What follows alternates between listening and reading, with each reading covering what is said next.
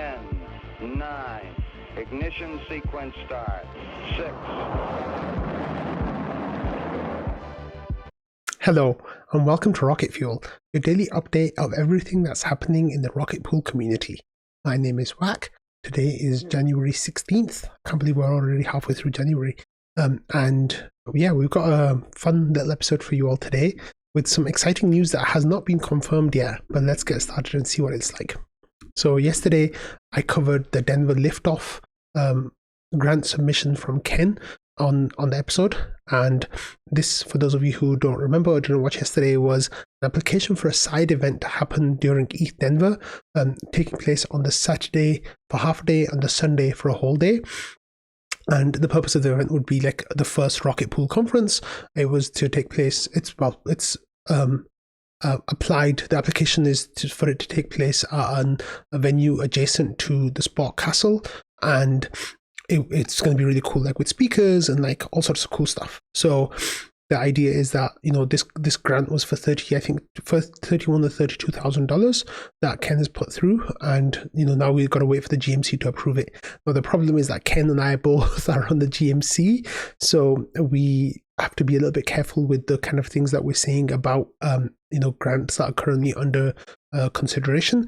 However, because we both have grants as we're applying for grants, both of us are applying for grants this time around, we can't actually vote on or comment on other grants that are taking place at the same time. So I think that gives me a little bit of freedom, maybe, to talk about a grant in a way that I normally wouldn't do.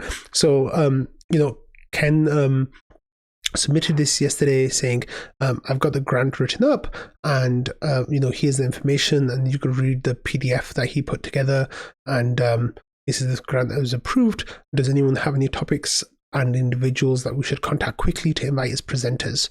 So Schifrin, got involved right away, saying get Notesite speaking, Ramana going, Fornax with some cool topics, Gov Long for Wisdom, or someone from Gov Alpha.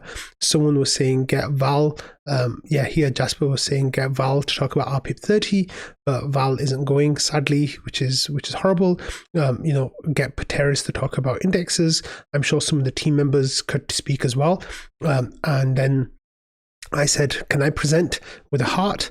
And Ken replied by saying, yes, absolutely. I was holding back on approaching GMC members until they had time to argue and debate the merits of the degree of funding level. Otherwise, you're most certainly on the top request speakers list. So I'm really happy about that. I'm really excited about that. In fact, I've already got my mind racing about the kind of things that I might talk about at this event if the GMC approves it and gives it a grant, which I'm hoping they do. But I'm already thinking about so many different things that I could potentially talk about. I could talk about being a person who, I could talk about rocket fuel, first of all, and the impact that it's had, not just on my life, but on the rocket fuel community. I could talk about being a grant recipient and what that means for working for rocket pool. I could talk about a whole bunch of things. I could talk about being on a GMC and what, it's like being a GMC member, and what kind of things go through our minds as we approve or don't approve grants. So these are all the things that I'm already thinking about. And, hopefully in the next few weeks, once this grant gets approved, I can start thinking about it a little bit more formally. But that would be so great if this worked out. So I'm really excited. But so I thought I would mention that first, just to let you all know that this is something that is hopefully happening. So kind of carrying on from the grants thing that we were just talking about, here we had a thread from Jasper saying, are you a member of the Rocket Pool community? If so, I encourage you to make your voice heard on this month's slate of grants and bounty applications, including my proposal to integrate Rocket Pool with EigenLayer. This is a thread on the applications. So he says, first of all, Rocket Layer, my own bounty to integrate with EigenLayer. Obviously strong support from me, but also the community and from EigenLayer themselves. And then there's some screenshots of feedback. It says 2 more bounties from the wonderful Val. A non-custodial staking as a service would be great new tool for users, and the tree gen is very important for rewards. I support both. Now he says, now grant, starting with the ones I support. Part 1, Rocket Rescue Node, incredible public good that's recently proved its worth 10 times over with Bisu. And then he says Rocket Fuel, Wax Baby, the core of Rocket Pool in podcast form, and an audit on the Rocket Split, a tool to trustlessly split duties. And then there's like screenshots of those as well. Then he says the Rocket Pool community call, which he and Ken host every week. Incredible stuff, he says. And then he says Denver Liftoff that we were just talking about. He says the first Rocket Pool centric event. This is perhaps my favorite applications. Rocket Pool has so many topics to explore and people to discuss them with. And I'm sharing some of Jasper's sentiments here for this event. And I really hope Jasper is able to speak as well. That would be amazing. Then he says that with the retro awards, there's a big bag of winners here. So there's management committee gas reimbursement, RPL staking rework and facilitation, miscellaneous work by Patches during round 8. And then he says more Patches work and even more Patches work, and Patches doing an incredible job. He says double his pay for being a hero. And then he says, all in an incredible month of applications. The GMC is thriving and enabling growth in all directions for Rocket Pool. I hope that above applications get approved, and I apologize if yours doesn't make it. I encourage you to leave feedback on the forum here. And there is a link to the forum. Let's see if there's been any new feedback since Jasper's post a couple of days ago. No, there hasn't. But that's fine. And then Schifrin, of course, who's the GMC admin, gave a little bit of a breakdown of what this month did in terms of rewards. He says in January, the Rocket Pool's GMC dispersed the payments amounting to $75,000 across more than 25 diverse projects. A noteworthy initiative included the concluding payments for OpenUX's Node research, with the GMC remitting 793 RPL, equivalent to $27,000 pretty much. And then there's a screenshot of all the different projects and the amount of money that went out to them. So it's pretty cool. Like this is really amazing. It's really cool that all the applicants who got money this time around got RPL, with only one of them getting LUSD, which makes sense. So yeah, that was really good stuff with the grants. Okay, here we're going to stick with Jasper for another few minutes. So in yesterday's episode, Jasper said that, in yesterday's episode, we talked about how there was a new whale on the block, and the new whale actually opened up space in the deposit pool, so much so that the deposit pool wasn't full, right? Like there was, I think, a couple of thousand RPLs worth of, a couple of thousand ETH worth of space in the pool, and Jasper said, it's a rare time again when there's space in the Rocket Pool deposit pool. Last time we filled 35 million in a few hours, only 2,500 ETH available this time. And then he made a post, he retweeted that himself and said, this was just filled in a few hours again, demonstrating that when there is supply, the demand for our ETH is quick to snatch it up, which is actually really cool. And then the Rocket Pool intern replied by saying, the pool is closed. So that was definitely a really nice thing that happened. And I think, I was talking about in yesterday's episode, I was kind of surprised that it didn't fill up quicker, but sometimes you just kind of have to let people know that there's space, and then they're like, oh yeah, let me go and do that, and then they get in there and take up the space that's there, which is really nice. And then here you can see as well that actually today the space is over full now, so we are 24 ETH over. So I guess someone withdrew their validator and they the deposit pool is now over, so we'll need 1.8 ETH validator to come online to make it 18,000 again, at which point you can arbit. But one of the cool things that happened is that even though the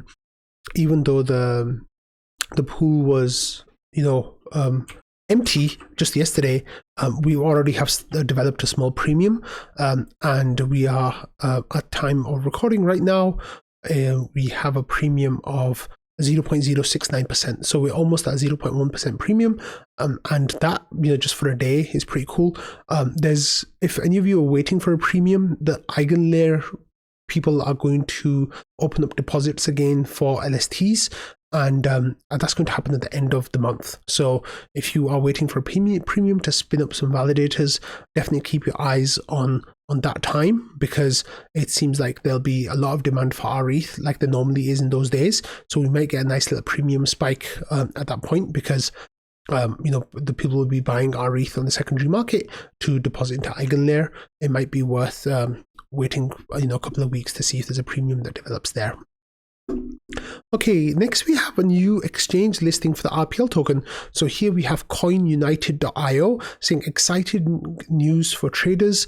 Rocket Pool's RPL has landed on coinunited.io. Enjoy high leverage trading up to 2000x. Recent price movements is minus 1% in 24 hours, plus 25% in 7 days. Trade now at CoinUnited.